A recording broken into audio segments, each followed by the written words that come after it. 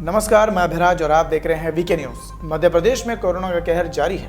प्रशासन की तरफ से महामारी से निपटने के लिए हर जगह कड़े प्रावधान लागू किए गए हैं, लेकिन पिछले कुछ वक्त से ऐसा बहुत बार देखा गया जिसमें कुछ लोगों की जान लापरवाही की वजह से चली गई। जिसमें उदाहरण के तौर पर आप सीधी बस हादसे को ले सकते हैं, जिसमें ओवरलोडिंग की वजह से 70 से ज्यादा लोगों की जान चली गई थी।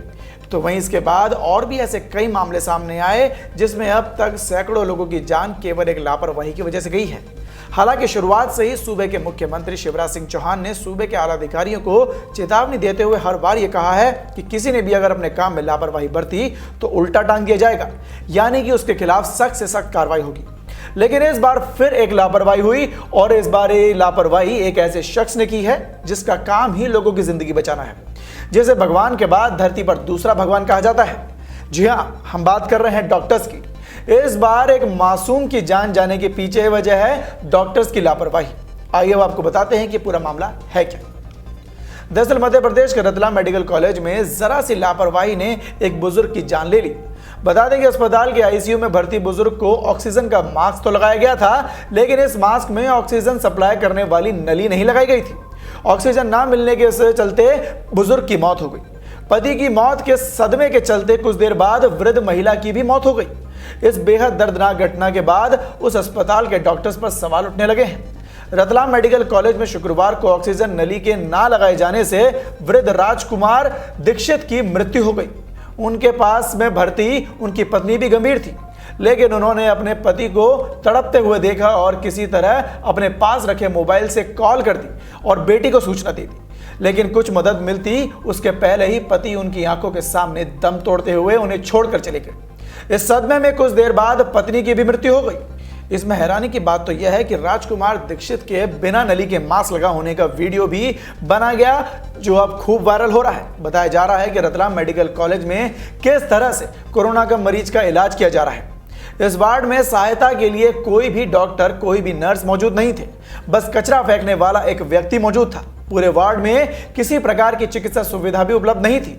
मेडिकल कॉलेज प्रशासन ने पिछले 7 दिनों में उनका RT-PCR तक कराना जरूरी नहीं समझा, जिसके बाद बुजुर्ग दंपति के दामाद हिमांशु जोशी ने मामले की जानकारी देते हुए बताया कि राजकुमार दीक्षित और उनकी पत्नी को 12 अप्रैल को अस्पताल में भर्ती कराया गया था।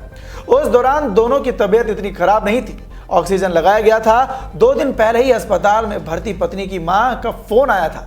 3 घंटे से परेशान है, कोई वॉशरूम तक ले जाने के लिए नहीं है। हॉस्पिटल पहुंचाने के बाद पता चला कि ये वॉशरूम ले जाने के लिए कर्मचारियों द्वारा उनसे 10 रुपए मांगे जाते थे।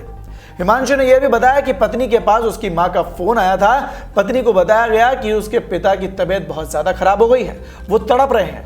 तब वहां आकर देखा तो पता चला कि ऑक्सीजन मास्क तो लगा है, लेकिन उसकी नली निकली हुई थी। यह हालत करीब 3 घंटे से थी, लेकिन वहां कोई देखने वाला तक नहीं था। परिजनों ने बताया कि राजकुमार दीक्षित की मौत की खबर जैसे ही मां को लगी तो सदमे के चलते उनकी थोड़ी देर बाद ही मौत हो गई। इस घटना ने पूरे राज्य के साथ पूरे देश भर में हड़कंप मचा दिया है। वहीं इस मामले में कोविड जिला प्रभारी मंत्री जगदीश देवड़ा ने कहा कि कलेक्टर सहित सभी अधिकारियों के साथ बैठक ली गई है।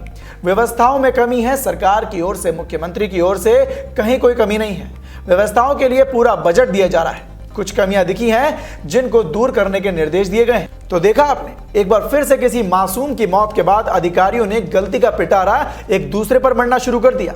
अब सवाल यह उठता है कि जहां मुख्यमंत्री शिवराज ने इतनी सख्ती होने का दावा करते हैं, वहीं हर बार उसी राज्य में हर बार ऐसी वारदातें क्यों हो रही हैं? इसका जवाब हमें कमेंट बॉक्स में कमेंट कर जरूर दें और देखते रहें वीके न्यूज। धन्यवाद।